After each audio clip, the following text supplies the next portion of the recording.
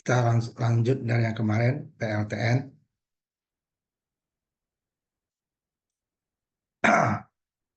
Ini sampai sini ya, kemarin udah saya tandai ya.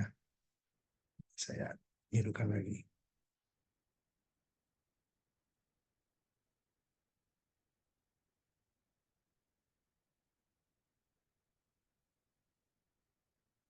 Jadi sekarang kita masuk ke bagian-bagian atau komponen-komponen daripada sebuah reaktor nuklir secara garis besarnya ya.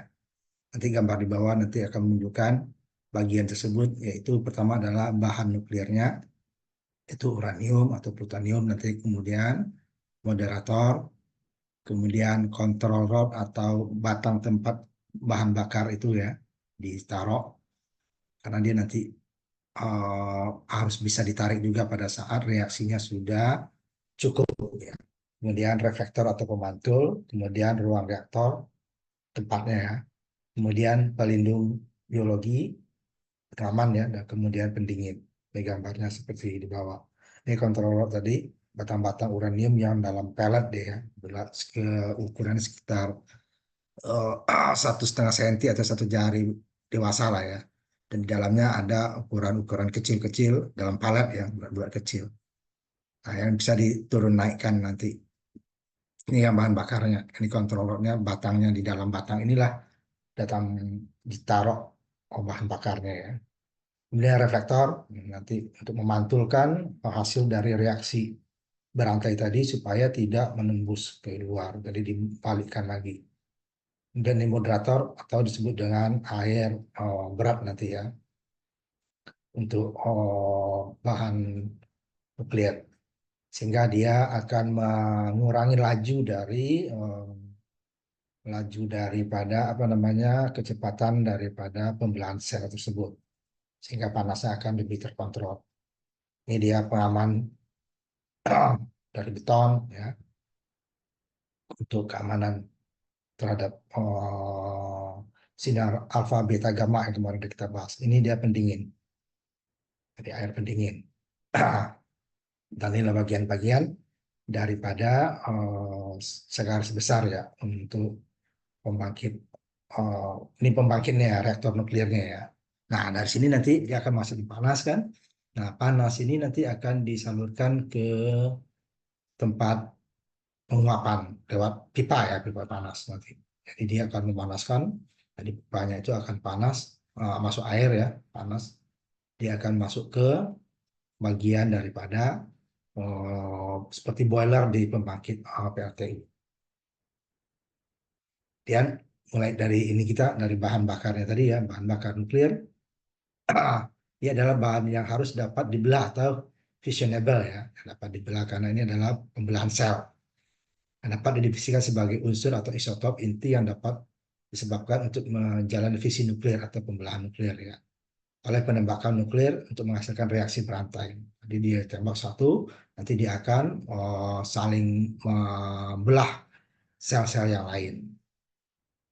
Nah, bahan-bahan yang dapat diolah tersebut, yang fissionable tadi atau yang dapat dibelah, seperti dia uranium 233, uranium 235, dan plutonium 239. Nah, yang di alam, uranium alami yang ditemukan ya dalam bumi yang langsung waktu ditambang itu mengandung 3 isotop, yaitu uranium 234, uranium 235, dan uranium 238.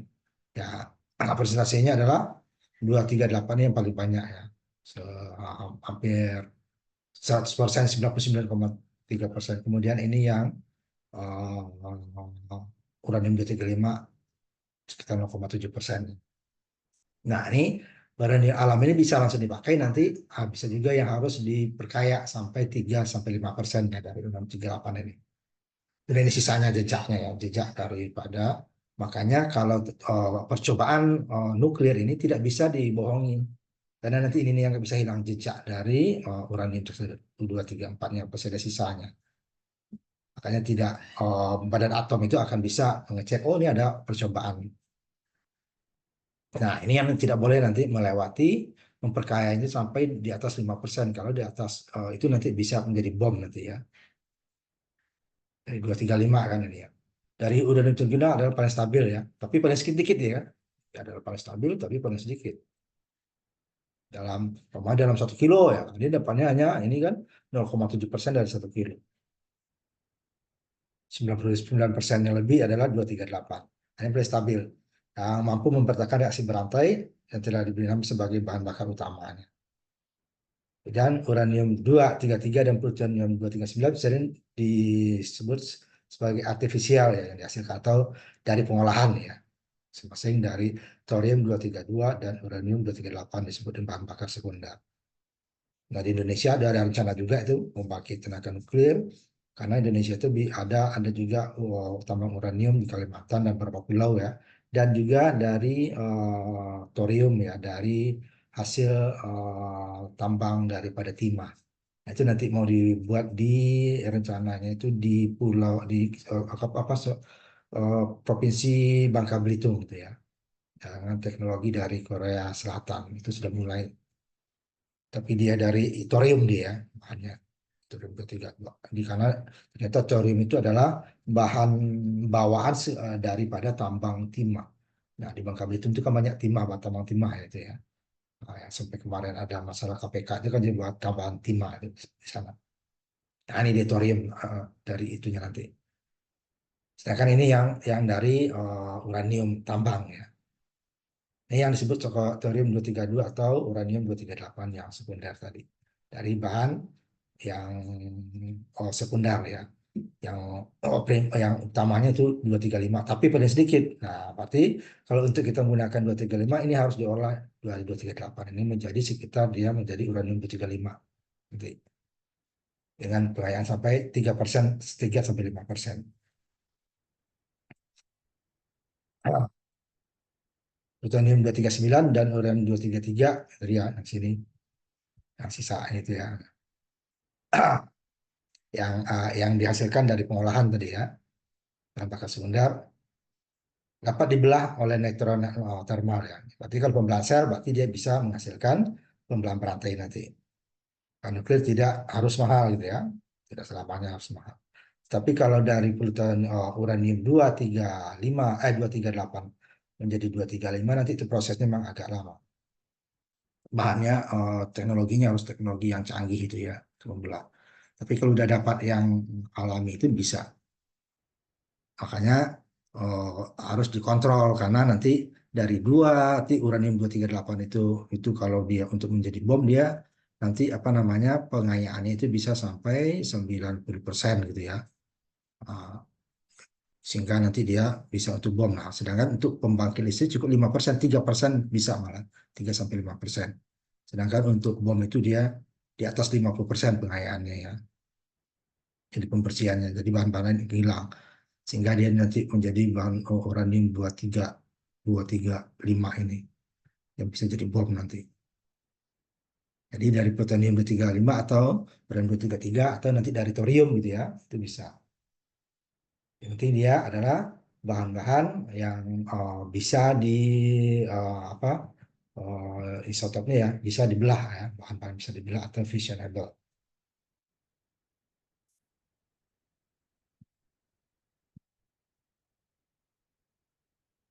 Bentar ya.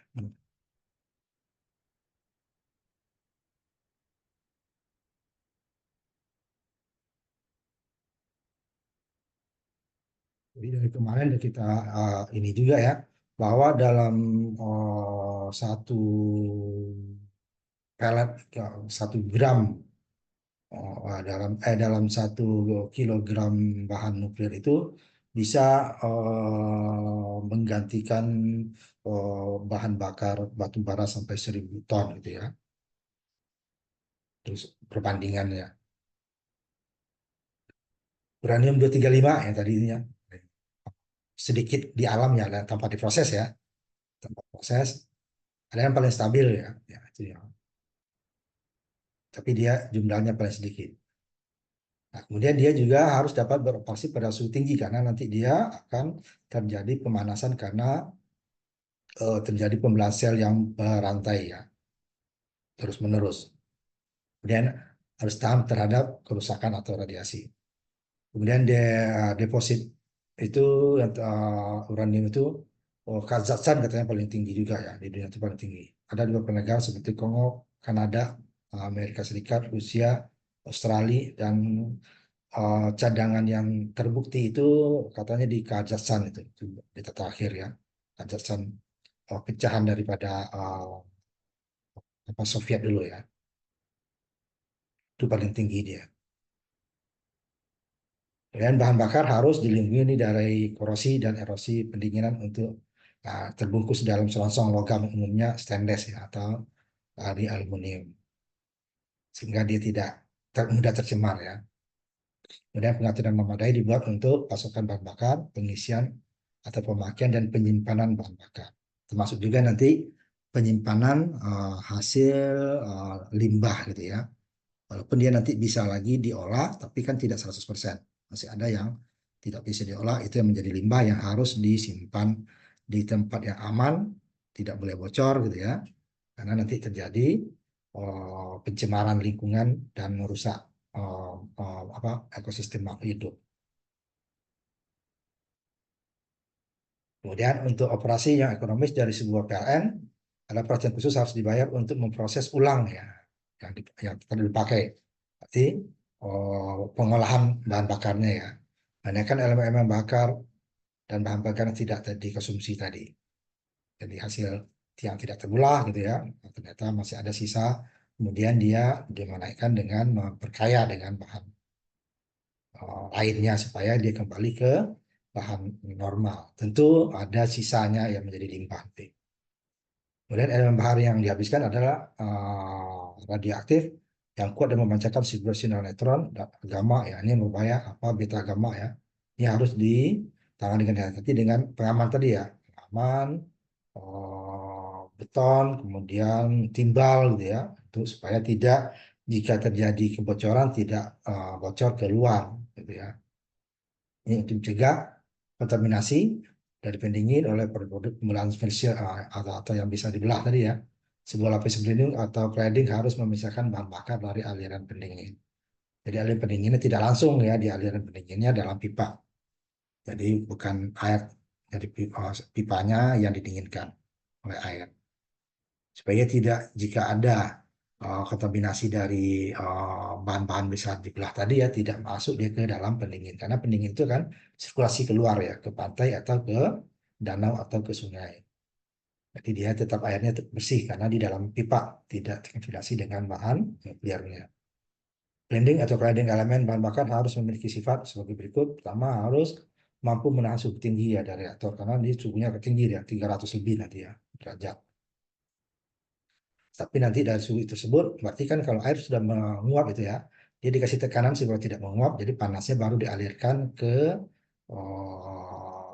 apa namanya boiler ya. Nah, baru di boiler dia akan menjadi panas, menjadi uap. Jadi bukan air yang dari sini ya yang jadi panas ya. Dari sini yang jadi panas. Tetapi dia ini hanya sebagai perantara. Panasnya itu dialirkan dalam pipa ke dalam boiler gitu ya. Jadi ini air tidak tercampur, dia kembali lagi ke sini, kembali lagi ke sini, panas ya. Cuma panas dalam boiler dia boilernya pipanya kan dari metal sehingga dia akan menjadi panas juga kan kayak kita inilah pemanas air listrik gitu ya. Nah, kan nggak langsung dia. Elemennya di dalam kan. Nah, supaya nggak konslet ini juga bahan itu yang panas itu di dalam pipa, pipanya dimasukin ke dalam boiler, boilernya akan panas. Nah, pipa tadi dia akan bersirkulasi karena masuk ke boiler kan akan turun ya, dia kembali lagi ke reaktor panas lagi bersirkulasi pakai pompa tentunya ya. Jadi maka harus menahan suhu yang tinggi, kemudian memiliki ketahanan korosi yang tinggi ya, tidak mudah keropos karena bahan-bahan nuklir, memiliki konduktivitas termal yang tinggi terhadap panas ya. Kemudian tidak memiliki kecenderungan untuk menyerap neutron. Nah, karena tentu berbahaya ya. Kemudian dia harus memiliki kekuatan yang cukup untuk menahan efek radiasi yang dikenakan. Jadi kalau ada reaksi dia bisa menahan. Uranium oksida atau UO2 adalah elemen bahan bakar penting lainnya. Ya. Campuran dari uranium asli tadi ya dengan O2 oksigen itu kan. Uranium oksida memiliki beberapa keuntungan dari uranium alami. Ini udah ada campuran ya, dari U233, 235 gitu ya.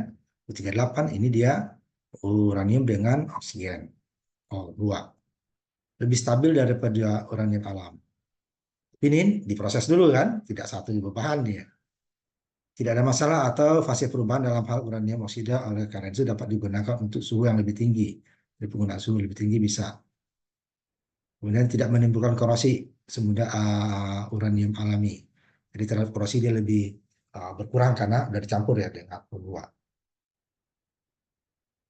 Kemudian lebih kompatibel dengan sebagian besar pendingin dan tidak diserang oleh hidrogen dan NZ ya, natrium atau ini garam lah ya. Ada stabilitas dimensi yang lebih besar saat digunakan. Jadi dia lebih lebih stabil gitu ya. Tapi dia tidak dapat dengan satu proses ya. Jadi ada campuran. Jadi setelah dapat uranium ini dicampur dengan uranium oksida. Juga kelemahannya juga ada. Selalu bahan itu ya tidak ada semuanya yang kelebihannya saja. Ada kelebihannya, kelebihan satu sisi, ada kelemahan pada sisi lain. Kelemahannya adalah memiliki konductivitas termal yang lebih rendah terhadap panas ya, konductivitas panasnya lebih rendah. Ini kemudian dia lebih rapuh dari uranium alam karena itu dapat patah ya karena tekanan termal dan kemudian perlu pengayaan. Nah, pengayaan berarti memproses yang alam tadi menjadi ininya lebih tinggi ya, lebih kaya. Caranya dengan sentrifugal itu ya, memutar dengan kecepatan tinggi nanti. Nah, ini pengayaan ini yang berbahaya karena bisa nanti dia kalau diteruskan pengayaannya setelah 5% gitu 3%, 5%, kemudian dia akan bisa menjadi bahan nuklir, bom gitu ya. Kalau hanya bahan pembangkit listrik itu belum bisa jadi bom ya. Paling dia hanya radiasinya yang berbahaya, tidak meledak. Nah, kalau untuk bom nanti ini pengayaan ini, nah, ini yang dikontrol oleh Badan Atom Internasional ya.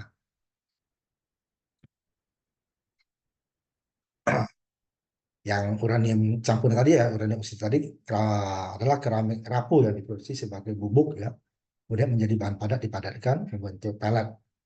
Ya, kecil-kecil dia, gede-gede jari panjang 1 senti lah diameter jari kelingking atau jari jari manusia lah itu ya, pelet padatkan ya, supaya nanti bisa dimasukin ke dalam reaktor untuk ditembak dengan neutron ya, sehingga dia terbelah menjadi bahan pembelahan berantai. Kemudian bahan bakar lainnya dalam reaktor nuklir adalah karbita karbida uranium atau UC. Dia adalah keramik hitam ya, yang digunakan dalam bentuk pelet sama, dia bentuk pelet juga ya. Semuanya dijadikan pelet. Awalnya dia seperti bahan tepung ya, kemudian dijadikan pelet dikuatkan. Nah, ini beberapa sifat bahan dari nuklir. Uranium alami, kemudian uranium oksida, U2 tadi ya, uranium karbida, itu tadi dia. Emisi termalnya paling tinggi yang alami ini ya. Yang uranium oksida yang paling rendah konduktivitasnya. Kemudian panasnya lebih tinggi ini ya. Ini enggak terdeteksi spesifik panasnya, uranium oksida. Kemudian kepadatannya, densitinya, kilogram per meter kubik ya, sejenisnya. Paling tinggi juga masih alami ya. Kemudian uranium oksida dan berarti ininya titik titik leburnya ya. Kemudian yang kedua sudah bahan bakar. Kemudian walaupun dia bukan membakar sifatnya ya, yang penting dia menghasilkan panas. Disebut bahan bakar karena dia menghasilkan panas ya. Kemudian moderator. Nah, ini dia adalah untuk mengontrol kecepatan dalam reaksi berantai tadi ya. Dalam reaksi berantai neutron yang dihasilkan adalah neutron sangat bergerak cepat gitu ya. Sehingga dia tabrak lagi yang bahan nuklir lainnya sehingga dia akan saling membelah ya. Nah, neutron bergerak cepat jauh kurang efektif dalam menyebabkan pembelahan. Kalau dia terlalu cepat kan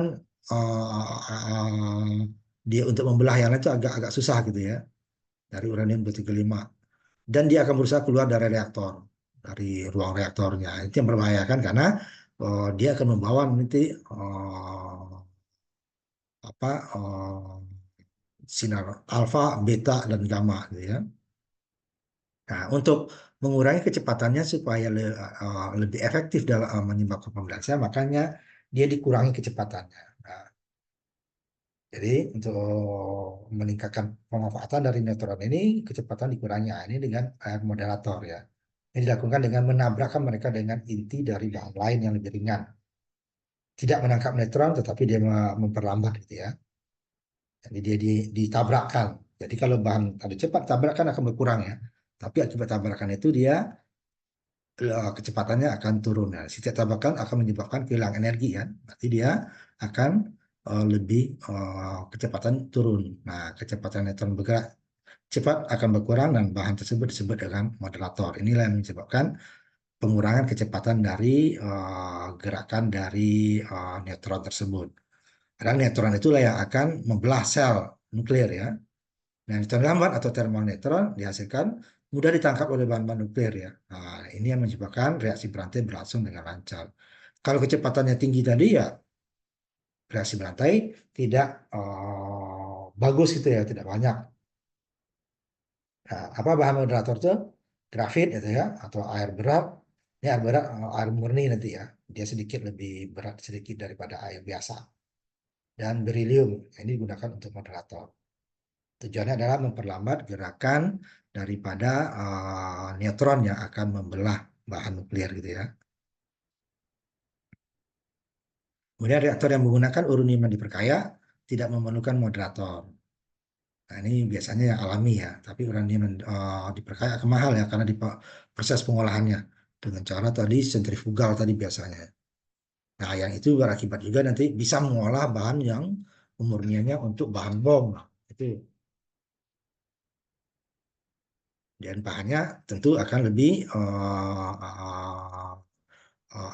moderatornya nggak diperlukan gitu ya, nanti ya. Nah, moderator harus berproses sebagai berikut ya.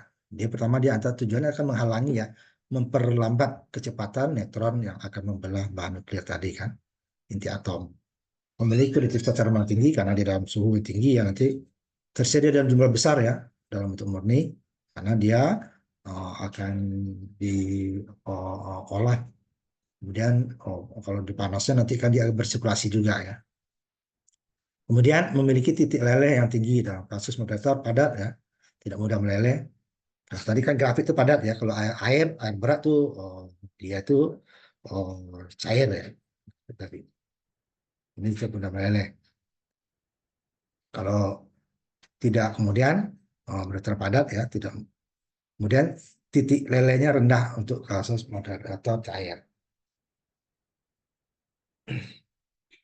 Kemudian juga untuk moderator padat harus memiliki kekuatan yang baik dan fashionably ya, sebagai mesin artinya.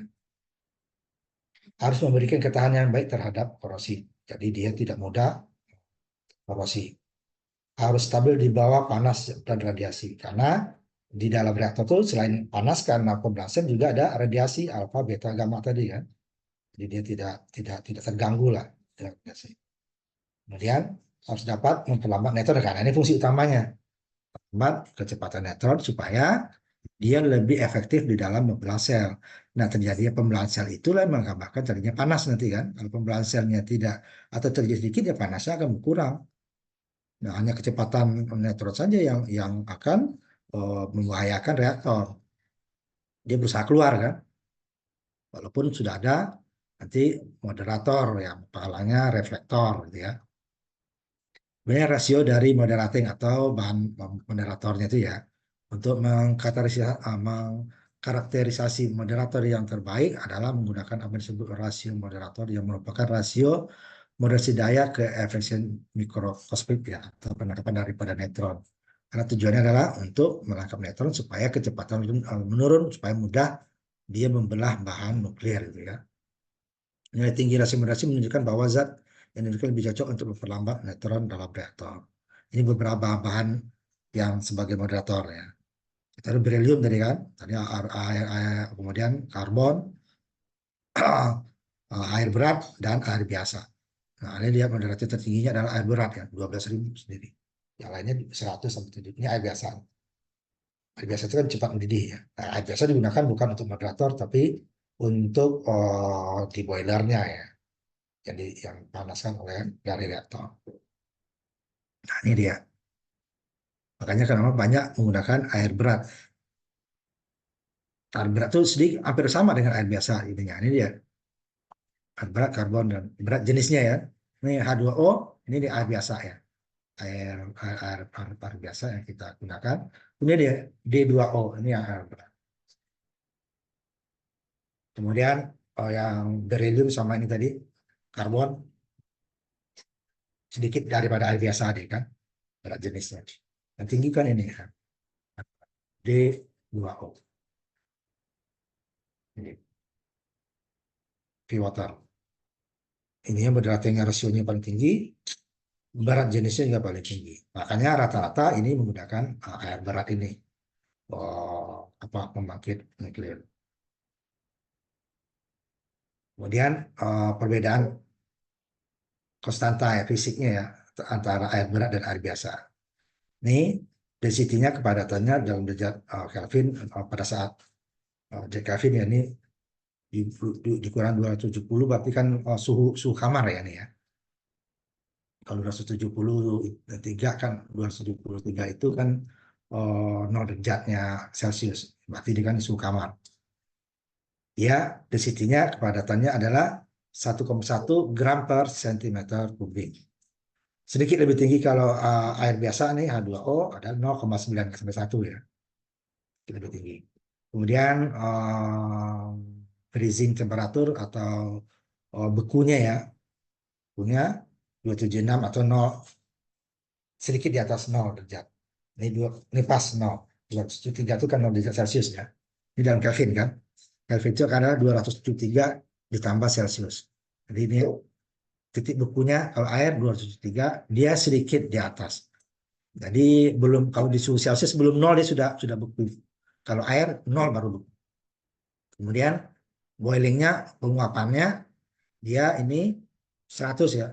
273 dikurang teman 100 derajat. Kalau ini dia sedikit di atas 100 kan. 237 berarti 101,5 ya. Sedikit karena dia bukunya juga di atas 0 ya. Sehingga dia mendidihnya menguapnya nih boilnya adalah dia ini air biasa 100 derajat Celcius atau 337 derajat Kelvin karena ini Kelvin. Untuk suhu ini biasa digunakan Kelvin ya. Diskualisasi konstannya konstantanya nih bersama ya. Kemudian dielektriknya nih pada suhu kamar ya, suhu 20 derajat, nggak jauh beda. Sisi panasnya juga hampir sama ya. Jadi dia hampir hampir sama ya, dikit perbedaannya. Tapi ini air murni kan. Ini masih ada unsur-unsur lain dari air bawah. Kan disebut air berat. Kemudian yang pertama tadi adalah bahan bakar, kemudian moderator, kemudian kontrol rod atau batang tempat palet-palet daripada bahan nuklir tersebut ya. Mana dia dimasukin ke dalam kontrol rodnya yang bisa nanti dikontrol untuk kalau dia panasnya sudah memenuhi, dia bahan bakarnya bisa dicabut. Nah, itu perbedaannya dengan pemakai lain. Kalau pemakai lain bahan bakarnya cabut seperti batu bara, udah mati dia kan. Walaupun panasnya turunnya pelan ya, nggak langsung ya. Minyak baru langsung mati, gas langsung mati. Kalau batu bara kan, umpamanya langsung dimatikan tungkunya, ya yang air boiler kan masih masih mendidih ya. Kalau air mendidih kan, kalau turun langsung nggak langsung berhenti dia kan, tetap menguap, tapi dia akan cepat turunnya. Sedangkan nuklir tidak, ya karena dia reaksi berantai tadi ya, reaksinya saling masih bekerja dia. Kalau saya sudah memenuhi panas yang diinginkan, sehingga dikontrol batang bahan bakarnya bisa dicabut, ditarik gitu ya. Disebut kontrol batang. Jadi dia tidak terus-menerus dibelah, dimasukin bahan bakarnya ya. Sudah cukup, karena dia membelah selnya dibelah lagi akan panas terus. Nah, mulai turun nanti akan kontrolernya diturunkan lagi. Sehingga bahan bakarnya tidak terus-menerus detik per detik dibakar seperti bahan bakar lain. Jadi kalau tungku diberi umpan terus-menerus, yang panas dalam tungku dikendalikan dengan mengatur umpan bahan bakar dan udara pembakaran, sedangkan reaktor nuklir mengandung bahan bakar yang cukup untuk mengoperasi pembangkit listrik yang besar selama beberapa bulan. Jadi nggak terus-menerus habis ya. Jadi bulan, kalau bahan yang lainnya harus ya terus-menerus dipasok. Kalau bahan bakar tidak dipasok, ya pembakaran akan terhenti. Bahan nuklir tidak, makanya dia bisa dalam beberapa bulan sekali pasok karena dia tidak dipakai terus-menerus karena reaksi berantai tadi itu ya. Nah, dia bekerja terus pembelahan sel, pembelahan sel, pembelahan sel, pembelahan sel. Nanti dia mau habis itunya kan mulai turun, nah baru ditambah lagi bahan bakarnya. Dicemplungkan lagi ya maksudnya bahan bakarnya. Diolah lagi, cukup lagi ditarik lagi gitu kan. Jadi dia tidak terus menerus, tetapi dia proses reaksinya terus menerus. Tersebut reaksi berantai. Makin dia itu makin lama kan kurang dia ya. Nah, itu sudah pakai moderator ya, sudah diperlambat moderator dengan reflektor itu. Sudah diperlambat itu. Sehingga dia memproses terus menerus. Makanya pembangkit listrik PLTN ini dia pasokan ininya tidak seperti bahan bakar biasa gitu ya, yang harus dibakar terus menerus gitu ya, supaya dapat energi panas. Kemudian konsumsi bahan bakar dan tingkat daya reaktor tergantung pada aliran ya, neutron dan inti reaktornya. Energi yang dihasilkan dari reaktor karena pembelahan tadi ya, bahan nuklir selama reaksi berantai begitu banyak dan jika tidak dikontrol dengan baik, seluruh inti dan struktur sekitar bisa meleleh. Nah, ini perlu dikontrol tadi pakai moderator, air berat tadi kan, nanti reflektor gitu ya. Kemudian juga dengan menarik bahan bakarnya. Tidak diproses lagi yang tidak ditambah maksudnya ya. Jadi yang ada saja. Makanya dia jadi kalau tidak nanti ditaruh terus ya bahan bakarnya panasnya akan melebihi sehingga nanti akan merusak melelehkan ini apa namanya struktur daripada reaktor nuklirnya. Dan produk pembelahan radioaktif akan keluar dari reaktor yang ini merupakan tidak layak huni ya. Terjadinya kontaminasi bahan nuklir. Ini berbahaya. Alfa, beta, gamma kemarin kan. So, ini bahwa kita harus memiliki beberapa cara untuk mengontrol kekuatan reaktor. Nah, itu disebut dengan cara dilakukan dengan cara batang kendali atau kontrol. Di mana di dalam batang kendali itu, di dalam kontrol itu berisi pelet-pelet daripada bahan nuklir. Nah, kontrol batang silinder tadi berbentuk lembaran atau terbuat dari boron atau kadmium ya, tahan. Nah, ini dapat masuk keluar dari lubang-lubang inti reaktor. Nah, penyusun mereka menyerap lebih neutron dan meredam turun reaksi untuk penarikan dan menyerap kurangnya neutron tadi. Jadi kekuatan reaksi dikendalikan dengan menggeser batang kendali yang dapat dilakukan secara manual atau otomatis. Kalau sekarang dia otomatis ya, suhu sekian, tarik. Nanti dia reaksinya sudah tetap. Mulai dia turun, dia akan diinikan lagi supaya bahan bakar dibelah lagi, tambahan bahan bakar dibelah lagi gitu ya. Ini sifatnya harus memiliki sifat perpindahan panas yang memadai karena dia itu panas dalamnya ya. Dia harus stabil di bawah panas dan radiasi karena dia dicemplungin ke dalam pembelahan sel tadi. Sama ada radiasi, alfa, beta, gamma dan panas pembelahan. Kemudian tahan korosi ya, karena dia masuk dalam bahan cair ya. Harus cukup kuat dan harus dapat menutup reaktor hampir seketika di bawah semua kondisi. Jadi dia pada saat tertentu harus ditutup. Tidak boleh ada celah keluar dari hasil reaksi tadi ya. Jadi dia karena dia berada di dalam bahan bakar di dalam dia, di dalam tabung dia ya. Jadi kalau dia ditarik ke atas atau dimasuki tidak ada celah keluar. Jadi dia harus penampilan cukup untuk penyerapan dari pembelahan tadi ya. Kemudian selain daripada apa namanya moderator untuk memperlambat kecepatan neutron, pergerakan neutron tadi setelah ditembakkan, ada reflektor. Neutron yang dihasilkan selama proses pembelahan diserap oleh sebagian batang bahan bakar itu ya, moderator itu kan, pendingin atau bahan struktur lainnya.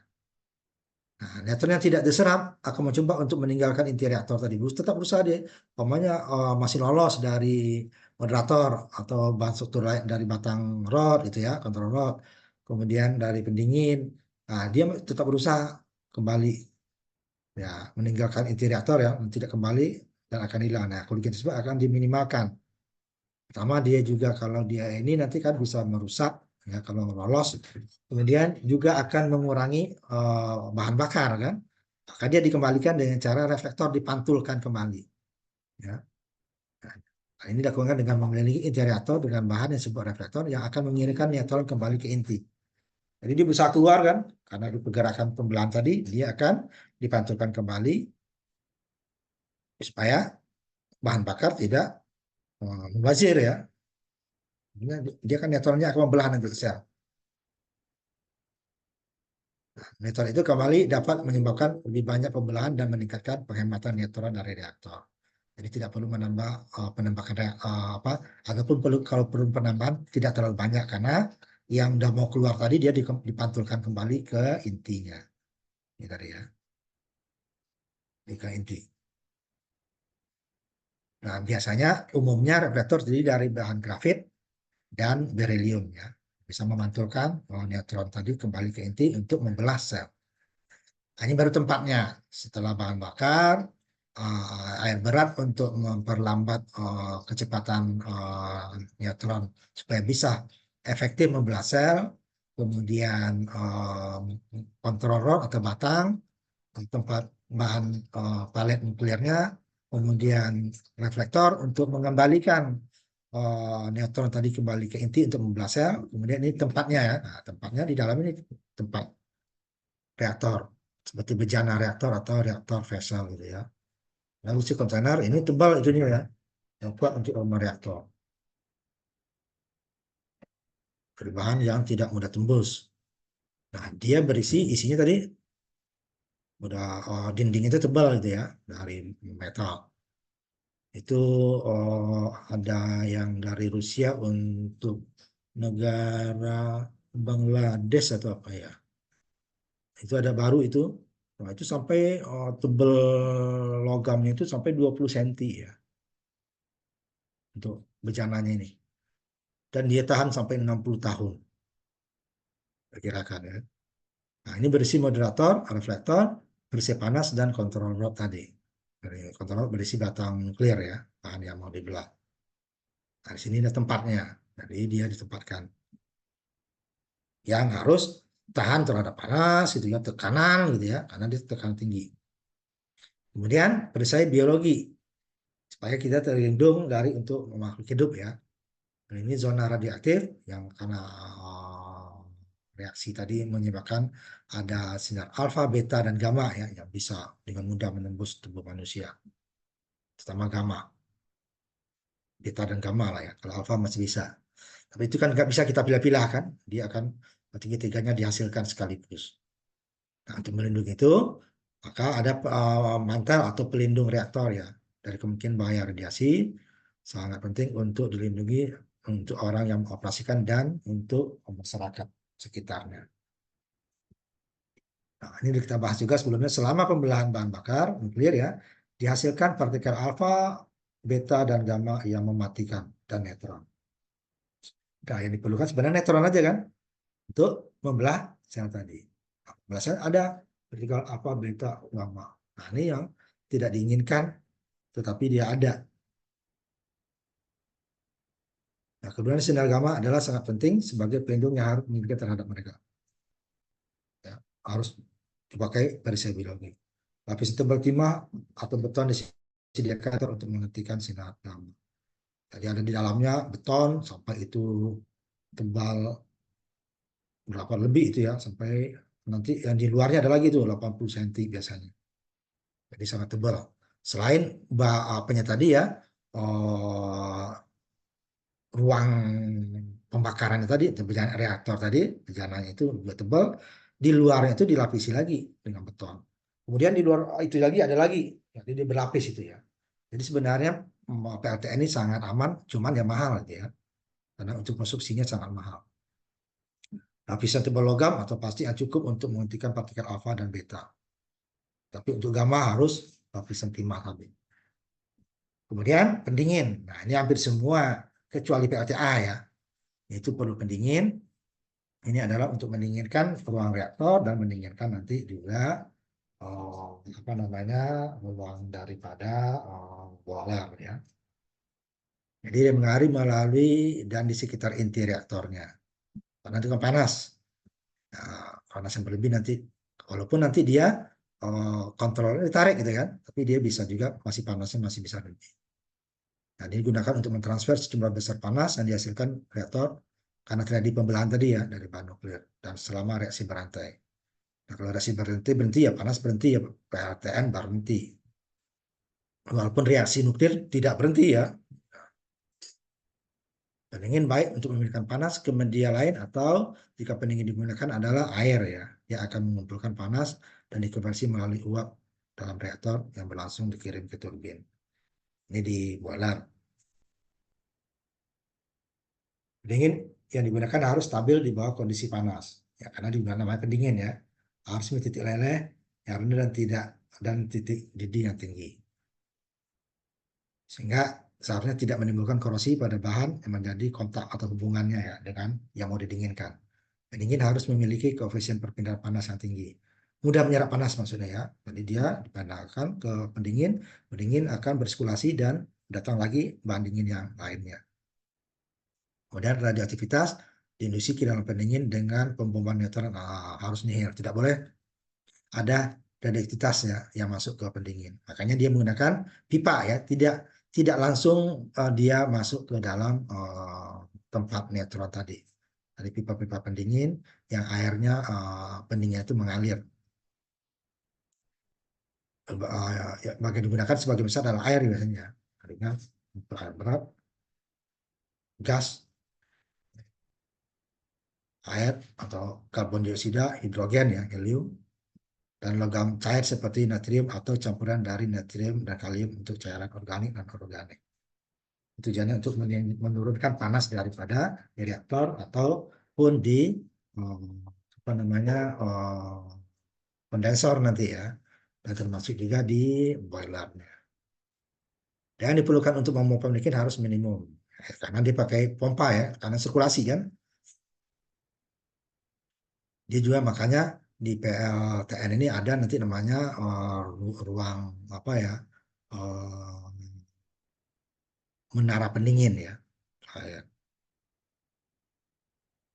sebuah pendingin dengan kepadatan lebih besar dan panas spesifik yang lebih tinggi memerlukan lebih sedikit daya pompa dan air untuk kondisi ini. Jadi kalau dia lebih tinggi, intinya kan jumlahnya pasti lebih sedikit. Air adalah pendingin yang baik dan tersedia dengan kualitas besar dan dapat dengan mudah. Makanya sebagian pembangkit listrik PLTN biasanya didirikan di pinggir pantai atau dekat danau atau sungai ya, karena memerlukan jumlah air yang banyak untuk pendingin. Di samping juga nanti untuk mengisi boilernya ya kan, nah, boiler tentu airnya yang bersih. Juga memberikan beberapa pelumasan dan menawarkan masalah korosi yang tidak terbiasa. Korosi air kan tidak terlalu ya.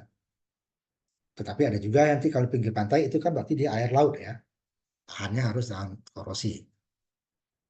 Cuman karena titik didihnya rendah, 212 Fahrenheit atau 100 derajat Celcius ya, pada tekanan atmosfer, pada tekanan keadaan normal gitu ya, harus disimpan di bawah tekanan tinggi, tetap dalam keadaan cair dan mencapai efisiensi transfer yang tinggi. Jadi dia di, ditambah tekanannya gitu ya. Jadi dia rendah kan, 100 derajat dia sudah nguap. Sedangkan yang diinginkan tadi dia jauh di atas 100 derajat nanti ya. Dan bila digunakan sebagai pendingin harus bebas dari kotoran yang sama. Ya. Kalau nanti dia menjadi oh, radioaktif yang menggunakan air akan sulit. Sirkulasi juga akan nanti akan terganggu. Siklus pendinginan ketika bersirkulasi melalui bagian reaktor mengambil panas dan dihasilkan akibat reaksi berantai dan menurunkan panas ke air umpan ya dengan tiga cara. Karena siklus langsung atau direct cycle dalam sistem pendingin ini air di mana meninggalkan reaktor dalam bentuk uap. Jadi dia sudah apa namanya kena panas dia kan, jadi uap dia kan. Nah, air boiling water reaktor menggunakan sistem ini, boiling water reaktor ya, BWR. Kemudian makanya di pembangkit itu kan ada kayak semacam asap gitu ya. Itu dia adalah uap hasil dari pendinginan tadi. Proses pendinginan di mana air meninggalkan reaktor dalam bentuk uap. Dan sistem penggal atau single circuit system, sistem ini pendingin mentransfer panas ke air umpan di generator uap. Sistem ini digunakan dalam reaktor bertekanan atau pressure reaktor. Pressure Z ya reaktor. Tadi di ke air umpannya ke untuk masuk ke boiler kan, generator uap boiler. Sistem sirkuit ganda, double circuit. Ini dua pendingin digunakan ya. Primer sebagai sirkulasi melalui reaktor mengalir melalui lingkar panas ya, menengah atau intermediate exchanger, dan diteruskan ke pendingin sekunder yang memindahkan panas ke dalam air umpan. Tadi dia setelah kalau tadi kan uap langsung dinikan ya, ini dia tidak, dimasukkan lagi ke air umpan untuk boiler ya. Sistem ini digunakan dalam reaktor natrium grafit dan reaktor pembiak cepat. Nah, nanti ada nih reaktor pembiak cepat ya. Inti reaktor. Nah, ini bahan nuklirnya ya.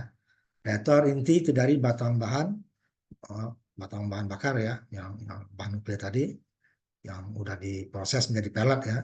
Kemudian moderator dan ruang lewat di mana cairan pendingin mengalir. Ini intinya.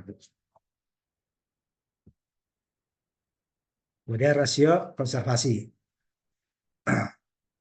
Hal ini adalah definisikan sebagai rasio jumlah atom bahan bakar sekunder untuk jumlah atom bahan bakar utama yang dikonsumsi. Sebuah reaktor dengan rasio konversi di atas satuan dikenal dengan reaktor peternak atau breeder ya, reaktor peternak atau breeder menghasilkan bahan yang dapat dibelah lebih banyak daripada yang dikonsumsinya.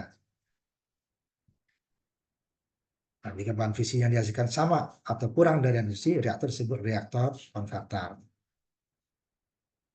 Kemudian jika berlebih disebut nanti reaktor, nanti dia peternak gitu ya. Ini contohnya.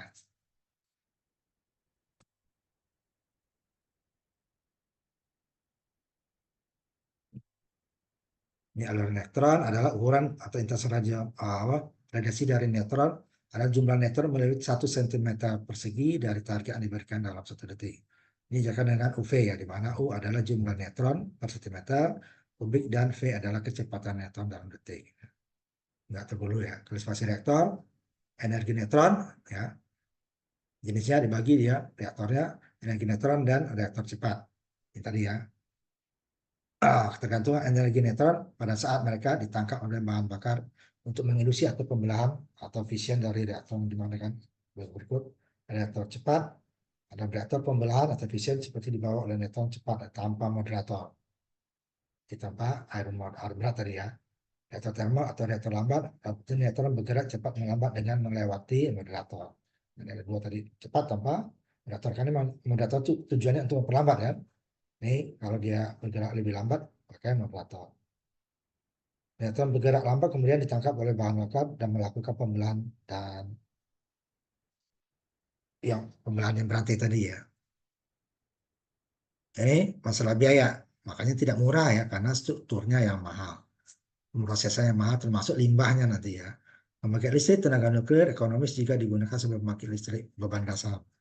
Ya, karena dia harus jalan terus-menerus ya, menjalankan pada faktor beban yang lebih tinggi. Dia pembangkit tenaga listrik nuklir lebih pada faktor beban rendah. Jadi kalau beban tinggi dia kan lebih ekonomis ya. Dia menjalankan keseluruhan dari pembangkit listrik tenaga nuklir kapasitas besar sekitar 0,34 US dollar ya per kWh-nya. Per kWh. Itu ongkos produksi ya, ongkos produksi ya. Nah, jualnya pasti harus di atas sampai 1,2 harga 6 ya. Jadi kalau kalau kita itu kan rumah tangga itu kan 1.400 ya. Ini $1 aja kan 16.000 kan, lebih tinggi kan. Jadi kalau 40%-nya dari 16.000 4.000. Itu baru dia produksinya itu ya. Kalau di Indonesia kan untuk skala besar itu kan lebih rendah. Nah, ini kan tidak murah ya. Biaya modalnya kapasitas besar ya, katakan 250 mega, hampir 37 juta, hampir 40 ya. Atau 37 US dollar per KW terpasang. itu mahal ya. Jadi kalau per kW aja 37 ya dikali nanti 250 mega, ya kan? Ini dia yang mahal itu biaya pembangunannya, gedung, tanah ya, besar. Walaupun dia tidak luas ya, tidak seluas umpamanya PLTA atau PLTU. Nah, kalau diesel memang lebih ya, lebih luas pada diesel. Biaya bahan bakar seperlimanya ya, lebih. Maintenance lebih ringan. Nah, ini modal kalau pinjaman pakai bank, biasanya pakai bank ya. Kita ada jam 6, kita istirahat dulu ya. Untuk nanti kita lanjutkan lagi. Kita istirahat. Kita tambahkan ya, yang untuk libur-libur ya.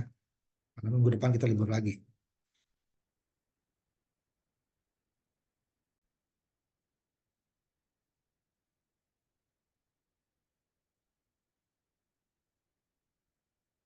Ini tadi masalah pembiayaan ya, emang dari modal itu pembangunan peralatan yang sangat mahal ya, karena masalah kualitas bahannya supaya tidak jadi kebocoran ya.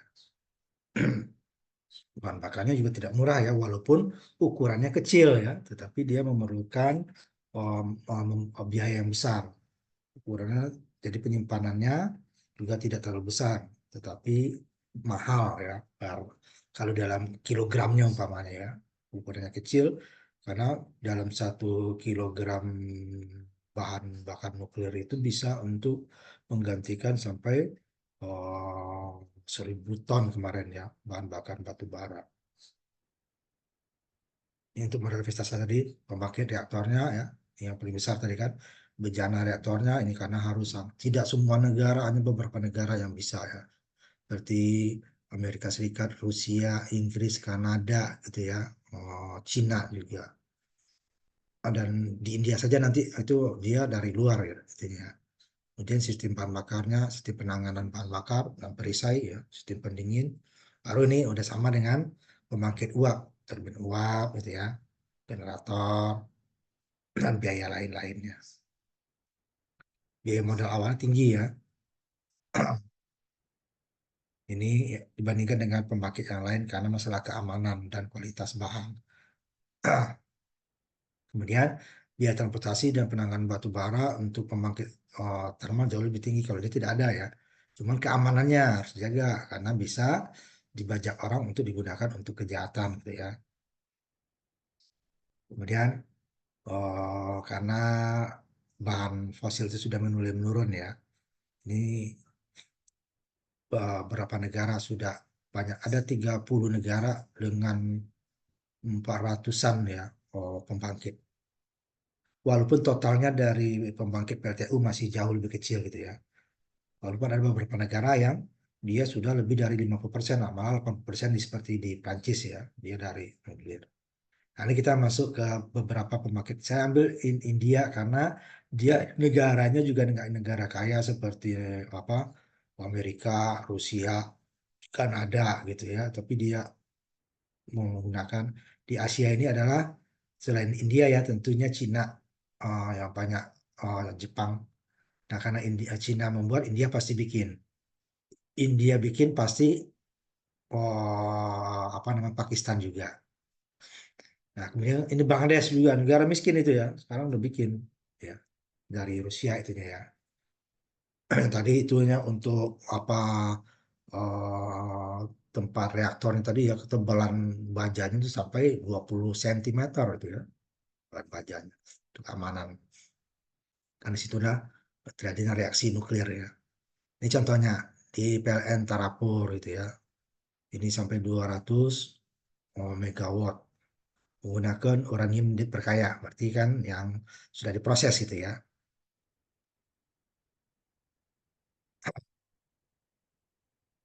Kemudian dia juga mulai nanti menggunakan menuju bahan bakar campuran ya, seperti apa uranium dioksida tadi untuk alternatifnya.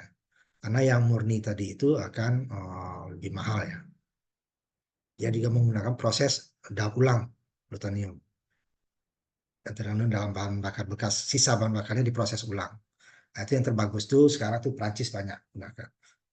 Tapi dia walaupun bisa didaur ulang ya tidak 100% ya. Sisanya ampasnya tetap menjadi ampas yang harus disimpan dengan aman supaya tidak merusak lingkungan karena radiasinya tadi ya.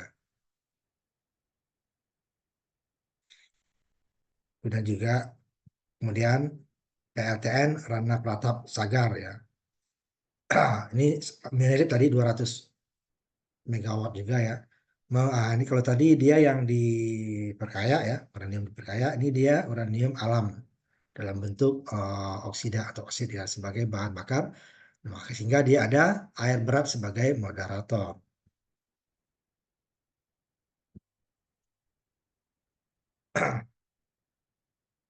Kemudian Kapakan ya, ini lebih besar sedikit 235 megawatt sama dengan yang di Rana Pratap uranium alam ya dan bahan bakar. Jadi yang dialami langsung tidak diperkaya ya, hanya diproses menjadi pelet. Itu bisa dilihat di YouTube itu ya, gimana proses uranium menjadi pelet itu.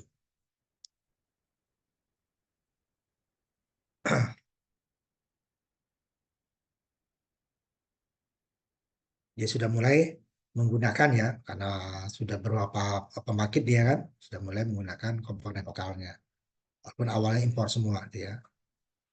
Kemudian PLTN Narora, tempat di India ya, ini dia eh, masih standar ya, 200-an tadi 200 megawatt. Untuk bisa kapasitas menjadi 500 megawatt dalam satu pembangkit, dalam satu eh, kompleks ya pembangkit. Nah, ini digunakan yang Kanada tadi. Kanada deuterium uranium pressure heavy water, kayak air berat juga ya. Berarti bahan bakar alami juga uranium alami karena dia menggunakan air berat sebagai moderator.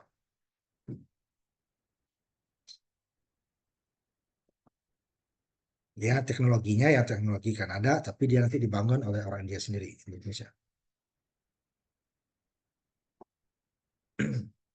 Jadi dia bisa nanti menyediakan listrik 15 sen ya. Satu kalau 1 sen itu 100.000 sekarang ya. 15.000 bagi 150. Oh, murah kan per kWh.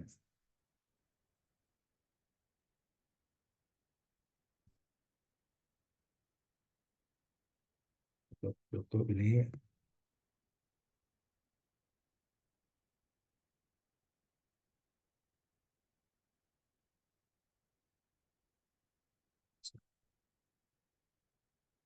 dan ada beberapa sistem baru ya untuk pendingin darurat, penahanan ganda, karena double containment ya, keamanan ya. Karena terjadi bisa kemungkinan gempa segala macam ya. Kemudian sistem mematikan batang utama atau apa kontrol rodnya ya secara otomatis. Sistem mematikan batang sekunder atau sekunderinya dan menambahkan cairan racun otomatis untuk keamanan ya kebakaran ya. Dan pembersihan pasca kecelakaan ini keamanan-keamanan yang makanya biayanya sangat mahal. Kalau udah tutup pun dia masih memerlukan biaya itu PLTN itu ya. Ini masalah teknis saja. Bisa. Ini yang seperti bahan bakar tadi ya. Cladding. Ini bahan bakar aslinya. Kemudian ada secondary containment keamanan ya. Kemudian primary containment. Jadi pelindung utama. Kemudian di dalamnya dimasukin lagi. Nah, ini baru nanti disimpan untuk pemakaian atau nanti ini juga untuk ampas ya yang sisa pembakaran yang tidak bisa diproses. Nah, ini disimpan baru ditaruh di dalam beton di dalam tanah. Tidak boleh bocor ya. Kalau bocor nanti akan rusak tanah.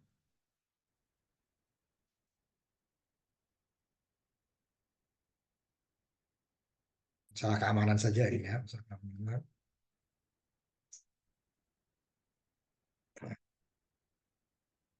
Ini kemudian yang kelima PLTN Kakar Par ya. India 203 hampir sama ya 200-an 235 220 250 paling tinggi ya satu itunya. Ini sama dengan Kanada tadi juga Kanadian deuterium uranium. berbahan bakar alam sehingga dia menggunakan air berat sebagai moderator.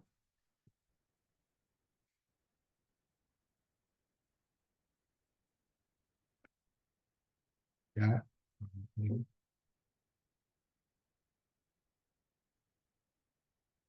Ini untuk masalah kecelakaan, energi atom dunia ya, DAE mengembangkan rencana darurat untuk memenuhi kecelakaan karena makin banyak, ada 30 negara sekarang ya, dengan 400-an pembangkit. Walaupun terbesar tetap di Amerika, Rusia itu ya, jumlahnya ya dari jumlah kapasitas. Nah, ini beberapa negara. Di India itu sudah ada 5 tempat ya, 5 lokasi. Dan itu negara itu Bangladesh pun sekarang sudah mulai karena ya masalah apa namanya bahan bakar yang mahal. Kemudian juga dia tidak boleh terlalu dekat dengan lingkungan ya, lingkungan. Apakah masyarakat, perumahan, industri atau perkantoran, dia nggak boleh terlalu dekat. Kemudian yang keenam, PLTN KIGA dengan 235 megawatt rata-rata segitu ya di India ya. Dimiliki oleh tipe reaktor tercandu sama dengan Kanada tadi juga. Kanada dengan sistem apa namanya yang lebih modern untuk masalah keamanan.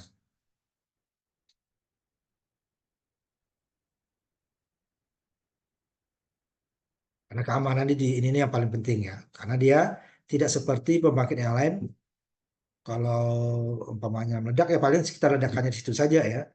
Sini karena radiasinya tadi, bocoran itu tidak boleh sampai keluar. Makanya biaya pembangunannya yang di atas 60% dari total biaya PLTN itu. Tidak boleh bocor sedikit pun. Ya. Makanya dia berlapis-lapis untuk pengembangannya. Nah, ini bagian terakhir kita untuk PLTN ya.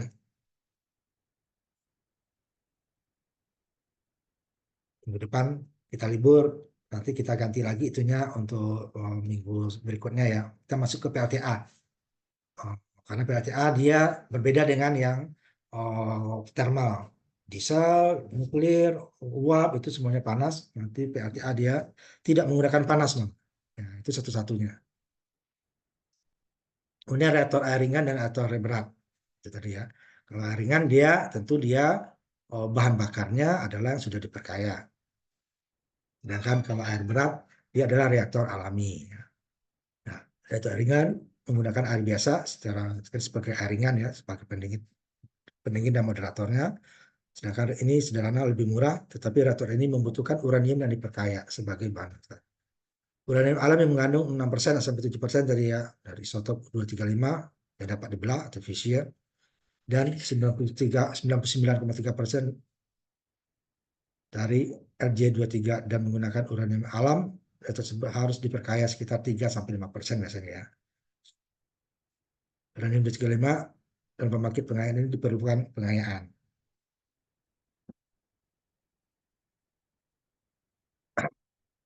Reaktor air berat menggunakan air berat sebagai pendingin dan moderatornya. Nah, ini memiliki keuntungan menggunakan uranium alam.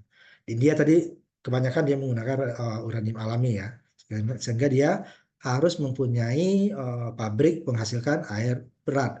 Karena air berat itu harus diproses ya, proses. Reaktor ini juga memiliki beberapa masalah operasi, persiapan air berat ya ini dia. Air berat itu diperlukan, jadi dia tidak bisa air biasa langsung ya. Kalau air tingkat tadi ya, yang penting dia disuling gitu ya, selesai. Ya berat. Karena ini juga biayanya cukup mahal untuk memproduksinya ya. Nah, airbag diperlukan tapi sumber bahan bakarnya lebih murah ya karena dari bahan alami saja, hanya dijadikan palet saja, tidak perlu pemurnian. Karena nanti pemurnian itu memerlukan teknologi lagi, biaya lagi. Ya, seperti dari apa peralatan sentrifugal yang memutar itu ya, kencang sehingga dia akan memisahkan, memurnikan lah ya sampai sekitar 3% sampai 5%. Tidak boleh lebih nanti bisa dijadikan bom ya. hanya diawasi oleh Badan Atom Internasional. Air berat diperlukan pada jaringan primer utama harus 90% murni ya. Nah, ini membutuhkan pabrik sendiri untuk pemurnian air berat.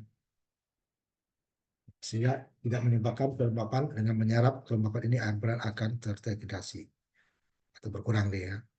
Nah, untuk itu jumlah cukup air berat diperlukan untuk PN ada 4 pabrik air berat di India. Yang terletak di kota 100 ton per tahun, Baroda 67 ton per tahun, Titokorin 71.000 ton, dan Talser 67.000 ton per tahun. Hampir 300 kurang ya, 300 ton per tahun. Ini akan memberikan kapasitas produksi air berat terpasang sekitar 300 ton per tahun di India ya, kurang dikit lah. Gunanya pentingnya air berat karena untuk bahan bakar uranium alami tadi ya. Berarti PLTN di kota Rajasthan, Kapal Pahang di Tamil Nadu, dan Uttar Pradesh menggunakan air berat sebagai pendingin dan moderator. Berarti dia bahan bakarnya adalah bahan bakar alami, tidak diproses di pemurnian ya, atau disebutnya diperkaya pemurnian. Memiliki reaktor candu yang menggunakan uranium alam sebagai bahan bakar, ya, Kanada tadi ya, C-nya Kanada sebagai moderatornya. Selanjutnya kayak reaktor alami ini diterapkan reaktor candu adalah generasi kedua ya. Ini contohnya perbandingan air berat. Jadi kalau air biasa itu air biasa 1 liter itu 1 kilogram, sedangkan air berat itu dia 0,9 kilogram beratnya. Ini dari sisi berat udah kita bahas tadi dari sisi lain-lainnya tadi ya ukurannya. Ya. D2O bukan H2O. H2O ini adalah air biasa. Padatannya 1,1, kalau air 1 tadi titik leburnya 3,8 derajat Celcius, titik didihnya titik jadi air apa namanya jadi beku ya, titik didihnya 101. Kalau air kan 100 derajat, ini 0 derajat kan, ininya 1 gram per sentimeter. Nah, ini air berat memiliki isotop H2. Air biasa sebagian sangat besar didominasi oleh molekul atom H1. Nah, karena intinya memiliki 1 proton, deuterium memiliki tambahan 1 neutron pada intinya, kan D2O. Nah, perlu pemrosesan dari air biasa menjadi air berat untuk moderator dari pembangkit listrik tenaga nuklir yang menggunakan bahan bakar uranium alami. Contohnya reaktor candu yang Kanada tadi ya, C-nya Kanada. Kapasitasnya 200 megawatt, membutuhkan 220 ton air berat pada tahap awal. Awalnya startnya ya, sekitar 18 sampai 20 ton setiap tahunnya. Tapi dia kan berkurang ya. Nah, sedangkan India tadi hanya 300 kan. Nah, 300 setahun. Kalau untuk tambahannya udah cukup. Tapi untuk awalnya dia perlu impor dulu awalnya ya. Tapi kalau di 300 tahun kan ini katakan 25 ton aja, 6 berapa tempat tadi kan udah cukup ya dia. Tapi kalau untuk startnya kan dia memerlukan hampir kebutuhan produksi setahun dia kan, produksi setahun itu untuk 1 pembangkit saja, lebih sedikit lah ya, nggak sampai 2 pembangkit. Yang 200 ini kan, kita dia 235 kan, 200 lebih gitu. Sehingga perlu juga awal-awalnya itu India itu mengimpor. Nah, untuk operasionalnya udah cukup kalau sudah jalan itu ya. Nah, karena itu sekitar 1.000 ton air berat akan diminta untuk pelatihan yang berbeda menggunakan air berat. Nah, untuk menguranginya gimana ya? Pakai ya tanpa air berat, tapi dia perlu pemurnian, nah, lebih mahal lagi. Jadi dua-duanya pilihannya tidak ada yang murah ya. Kalau menggunakan pembangkit yang tanpa air berat, berarti bahan bakarnya harus dimurnikan sampai 3% sampai 5% uraniumnya. Nah, kalau air berat tidak perlu, tapi perlu memurnikan air berat. Sedangkan India itu hanya 300.000 ton ya, 300. Nah, air berat diminta. Jadi, sedangkan kapasitas air berat yang berbeda akan menjadi sekitar 300 ton per tahun jika semua pabrik air berat dalam pembangunan mulai. Ini kalau semua, ini tadi baru belum kan, 300 ton per tahun. Ini tadi dia, India tadi. 100 ton, 67, 70 ton ya. Karena pemrosesan tadi dari A2O menjadi D2O. Produksi 1000 padat dia baru 300 ton. Kalau untuk operasional bisa ya, karena dia tidak sampai ya 10% lah ya, kalau tambahannya dari total yang dibutuhkan awal.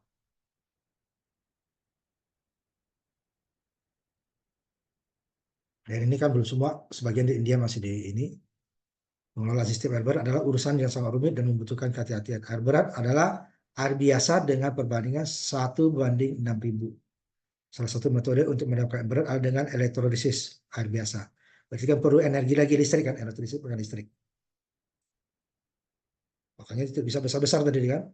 Nah, keuntungan PLTM, ya, uang dibutuhkan lebih sedikit ya dibandingkan PLTU. Penyimpanan bahan bakarnya lebih sedikit. Mengonsumsi jumlah bahan bakar yang sangat kecil. Tetapi biayanya, ya tentu transportnya lebih murah kan, orang dikit. Tetapi untuk mendapatkan bahan yang kecil tadi itu memerlukan proses yang cukup rumit. Sehingga biayanya juga cukup tinggi. Tapi dia tidak diproses terus-menerus seperti bahan bakar yang lain. Sehingga transportasi mudah. Sehingga bisa menghemat bahan bakar lain ya kalau dia jalan. Karena operasinya ini andal memang ya. Tidak kalau kondisi cuaca ya. Jadi karena bahan bakarnya mudah dibawa kan. Jadi kalau OPL apa batu bara itu kalau di antar pulau ya kalau cuaca jelek agak susah. Pernah Indonesia dulu pulau Jawa, di Jawa kan karena terlalu susah ada pemadaman bergilir jadinya kan pada musim-musim cuaca jelek. Karena batu bara di Pulau Jawa itu dibawa dari luar Pulau Jawa. Kalau ini dia lebih mudah.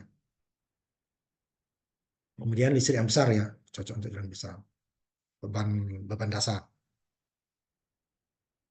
Kemudian juga bahan-bahan struktur lainnya seperti logam, pemipaan, penyimpanan ini akan lebih rendah ya.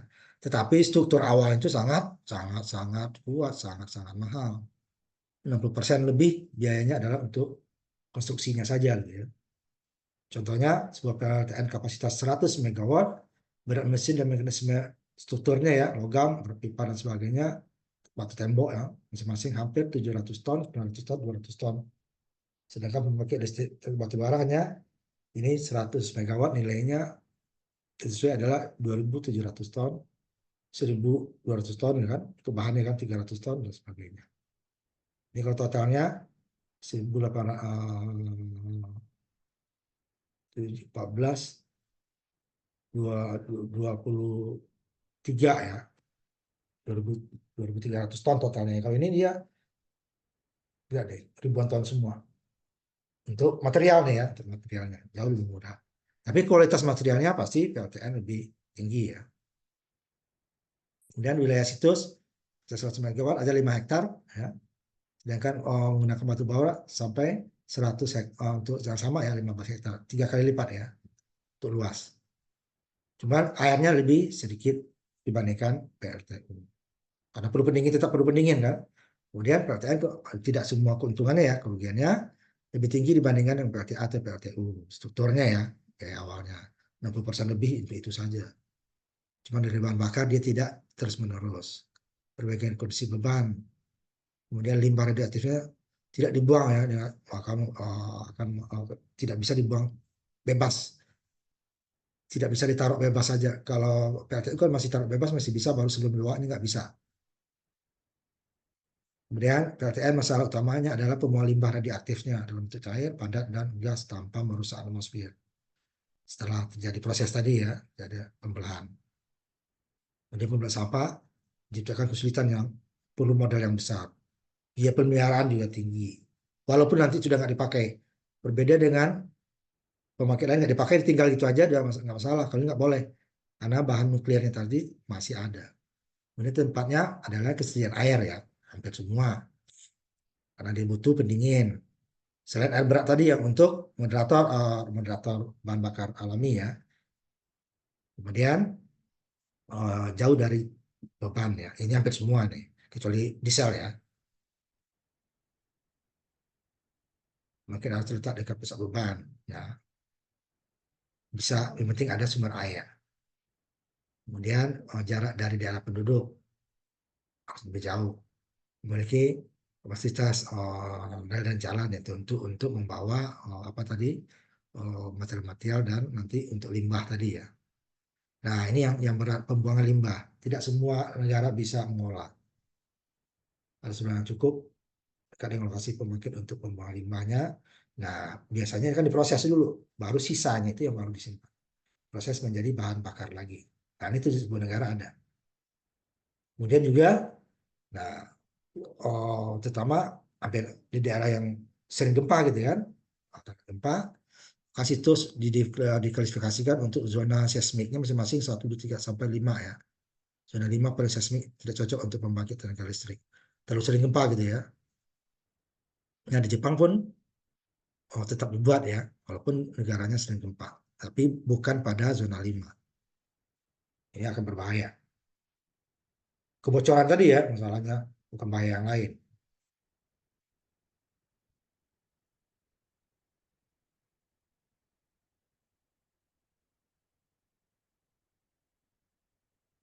Kemudian ini juga perlu pertimbangan tidak menimbulkan ya radiologis atau bahaya baik masyarakat, personil atau petugasnya selama beroperasi atau dalam ada kecelakaan. Nah, pengaturan ini diatur oleh Badan Atom Internasional. Ini diatur. Tidak sembarangan ada izin gitu ya, cocok. Karena seperti kita bahas sebelumnya, kalau terjadi kecelakaan bukan hanya dia atau negara atau tempat itu saja yang terkombinasi, apanya radiasinya itu bisa kemana-mana gitu ya. Makanya dia tidak bisa seperti pemakai yang lain. Kalau pemakai lain ya rusak instalasi itu saja. Nah, seperti yang Chernobyl itu Eropa Barat ikut kena. Padahal dia itu di Soviet dulu, kan sekarang Ukraina ya. Perbandingannya hampir sama PLTN dengan PLTU ya. Karena cuma jumlah jumlah petugas lebih sedikit ya. Modal lebih besar ya PLN. Jadi dia akan kompetitif jika ukuran unitnya adalah sampai 500 megawatt ya. Makin kecil dia makin mahal per kWh-nya. Ini nggak usah faktor pengganda ya. Atau ini terlalu teknis susah. Nah, pengayaan uranium tadi yang di dalam banyak yang tidak menggunakan air berat gitu ya. Nah, beberapa kasus reaksi tidak berlangsung dengan uranium alam hanya sekitar 0,7% ya tadi ya. 99%, 99,3%-nya adalah dia adalah uranium yang tidak bisa di apa secara apa namanya secara alami gitu ya. Dalam kasus tersebut menjadi penting untuk menggunakan uranium yang mengandung konten yang lebih tinggi dari uranium 2335. Nah, disebut dengan konsentrasi uranium 235 yang dari pengayaan uranium atau pemurnian ya. Beberapa metodenya supaya kita dapatkan uranium yang sampai kualitas 5%, tadi 3% sampai 5% ya. Difusi gas itu ya. Ini macam-macam ya. Ada prinsip modifusi atau penetrasi molekul gas dengan berat molekul yang diberikan melalui penghalang berpori cepat daripada molekul gas yang lebih berat. Uranium hexafluoride, uranium UF6 ya, jenuh digunakan sebagai difusi gas, penyebaran molekul, ini untuk menghasilkan pemurnian tadi ya. Jadi berat molekulnya tadi 235 tambah dengan 6 kali 9 dapat 386 dan O238 Fs gitu ya, 352. Kemudian awalnya dimasukin ke dalam kesenjangan atau gap antara penghalang berpori. Nah, ini prosesannya ya, sisanya akan habis. Kemudian yang pertama metode difusi gas, kemudian difusi termal, berarti panas ya. Ini dia pemanasan liquid. Difusi termal berlangsung dalam kolam molekul U235 Fs ringan terkonsentrasi di dindingnya panas ya dan konsentrasi tinggi dihasilkan pada bagian kolam. Metode elektromagnetik berdasarkan bahwa ketika ion bergerak pada kecepatan yang sama sepanjang garis lurus arah yang sama dilewatkan melalui medan magnet. Jadi, berarti perlu listrik nanti untuk mesin magnetnya oleh gaya tegak lurus. Nah, ini di magnetik. Kemudian ini yang paling banyak sentrifugasi atau sentrifugal ya, memutar. Itu ini dasarkan pada fakta bahwa ketika campuran dua gas dengan molekul yang berbeda dibuat bergerak pada kecepatan tinggi dalam sebuah sentrifuge atau mesin pemisah dengan putaran. Nah, gas lebih berat diperoleh dekat pinggiran, kemudian yang lebih ringan di tengahnya. Nah, ini yang paling banyak digunakan untuk pemurnian bahan bakar. Nah, dengan sentrifugal juga bisa dia pemurnian sampai mendekati untuk keperluan bom atom sampai 90% gitu ya. Nah, kalau untuk pembangkit listrik kan cukup sampai 3-5% dari pemurnian sudah cukup untuk dijadikan paletnya. Nah, ini dia untuk bisa jadi apa namanya nanti bahan bom. Nah, itu yang ditakuti badan atom. Mengontrol daya reaktor. Nah, daya yang dilepaskan pada sebuah reaktor nuklir sebanding dengan jumlah mol yang telah terbelah di satu waktu jumlah dibanding dengan kepadatan atau fluid neutron dari reaktor. Ya, ini nggak usah kita bahas. Ini ya, dengan cara reaktor nuklir dapat dikendalikan dengan menggeser batang kendali rod. Karena di dalam kendali rod itulah atau kontrol rod itu adanya bahan nuklirnya tadi ya. Nah, digerakkan secara manual otomatis, sekarang pasti otomatis ya. Panas sekian dia akan naik, turun panasnya dia akan diturunkan. Untuk terjadinya pembelahan sel apa namanya pembelahan sel lantai sel tadi dan membelah terus menerus itu ya pembelahan selnya. Nah, ini pembangkit listrik reaktor nuklir lebih sederhana daripada pembangkit listrik termal konvensional ya, karena kekuatan reaktor nuklir berfungsi dari satu variabel, sedangkan daya dari pembangkit listrik termal tergantung pada jumlah faktor bahan bakarnya. Kalau ini sih tidak, bahan bakar malah dikurangi nanti kalau dia reaksi berantainya sudah berlebih panas, menghasilkan panas. Walaupun sudah pakai moderator gitu ya. Keekonomisan ini pertama tadi ya perlu skala besar dia kan baru ekonomis. Karena pembangunan itu sangat mahal. Tetapi kalau untuk negara yang bahan bakarnya susah, itu lebih ekonomis ya daripada bahan bakar minyak, gas atau batu bara, apalagi batu bara.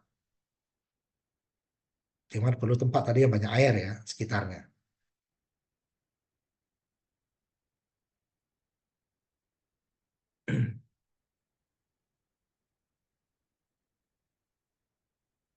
Kemudian aspek yang paling menarik dari energi nuklir adalah kemungkinan mencapai biaya bahan bakar jauh di bawah batu bara. Walaupun sekarang masih bersaing ya, Pak, lebih sedikit di atas.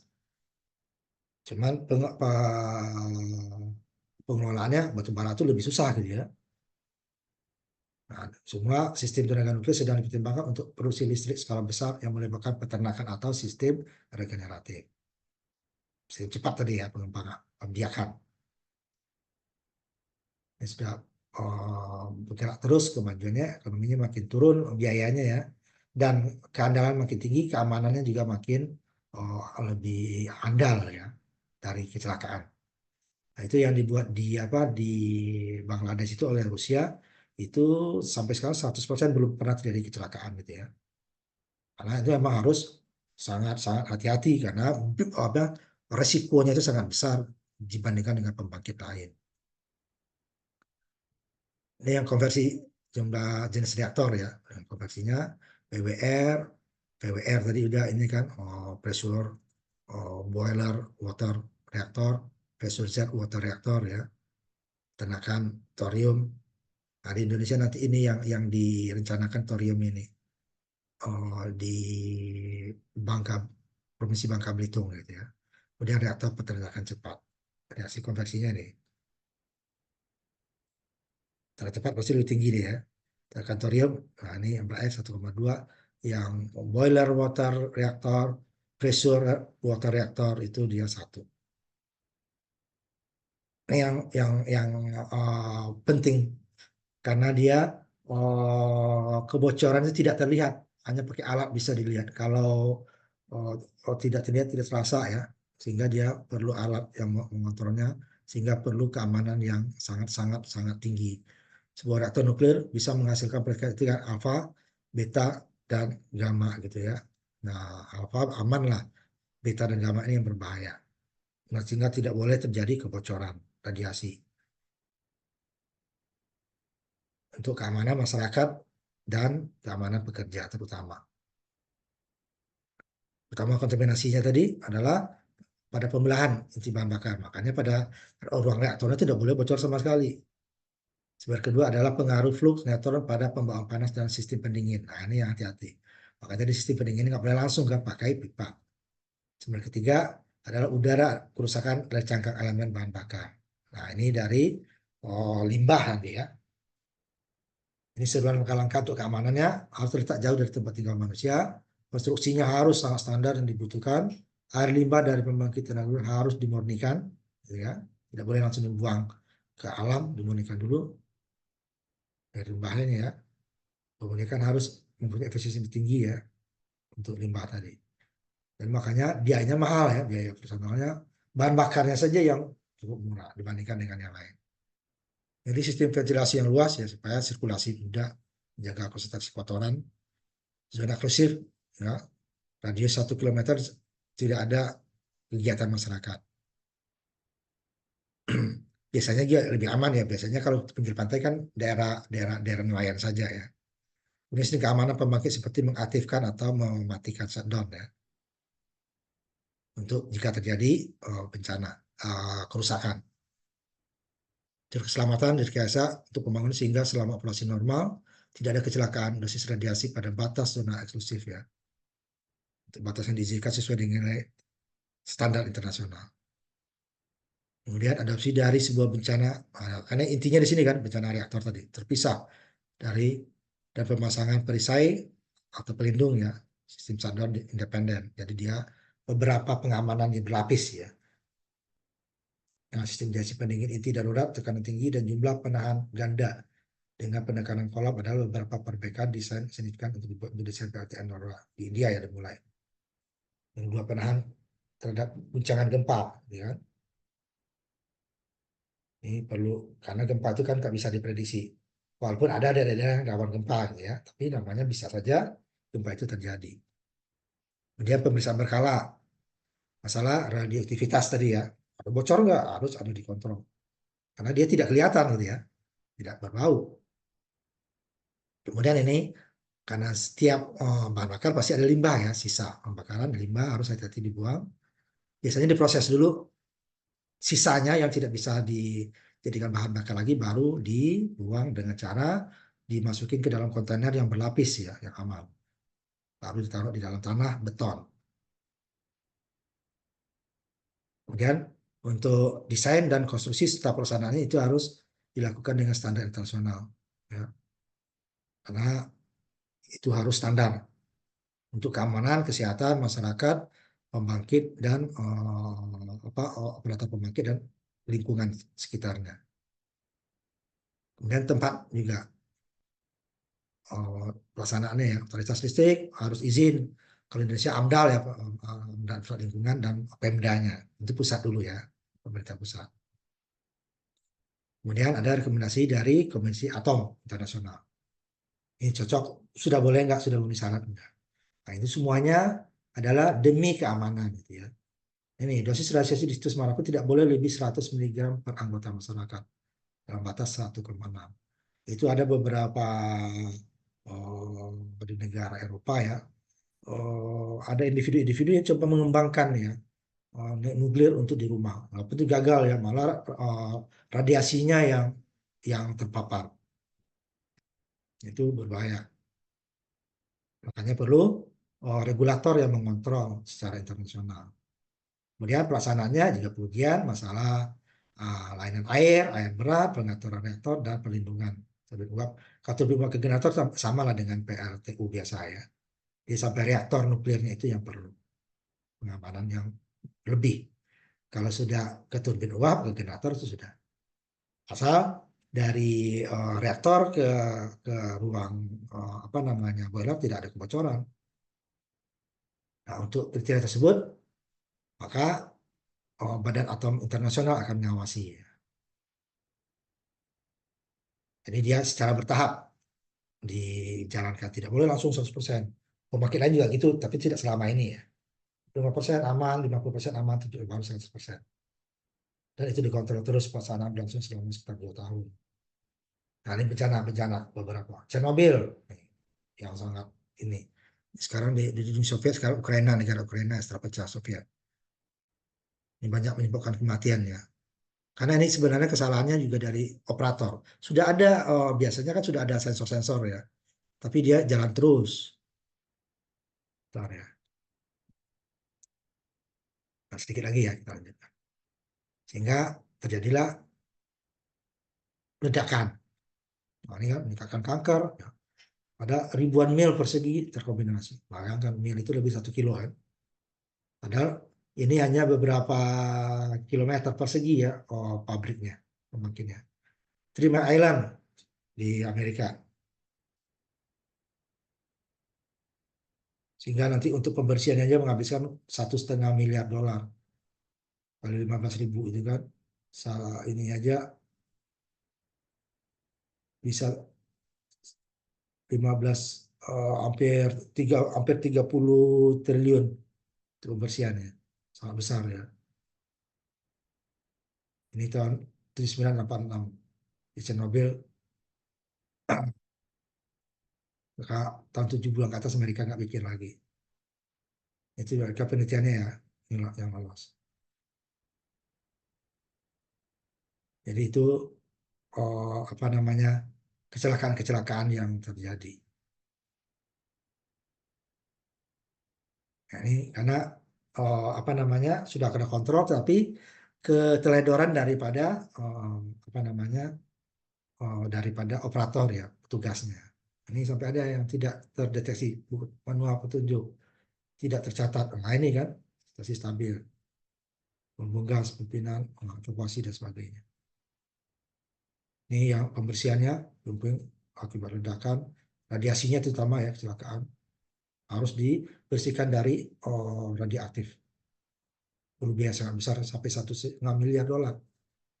1 miliar dolar aja itu 15 triliun ya. 15 berarti kan hampir 20 lebih ya. 20 lebih triliun. Tahun itu ya. Bismillah. Ini pembersihannya. Perlu biaya yang sangat besar. Di Chernobyl yang sangat terkenal, yang di apa, yang di Ukraina sekarang, Soviet dulu ya, di 4 reaktor. Ini sudah ada, apa namanya, sudah ada,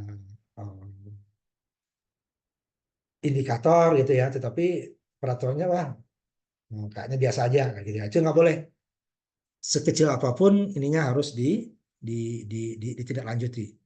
Ini masalah karena menggampangkan masalah, gitu. Wah ini aman lah, ini nggak apa-apa gitu kan. Padahal sudah ada alarm yang berbunyi mengindikasikan bahwa ada hal yang tidak beres.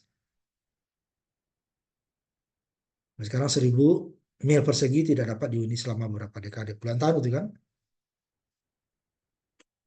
Nah, ini adalah jenis reaktor masa kita bahas ya. Nah, sampai di sini kita, eh, untuk bahan nuklir. Besok kita masuk ke, bahan apa namanya, PLTA ya. Ini satu-satunya pembangkit, konvensional yang tidak menggunakan, apa namanya, panas. Dia menggunakan perbedaan ketinggian dengan debit air.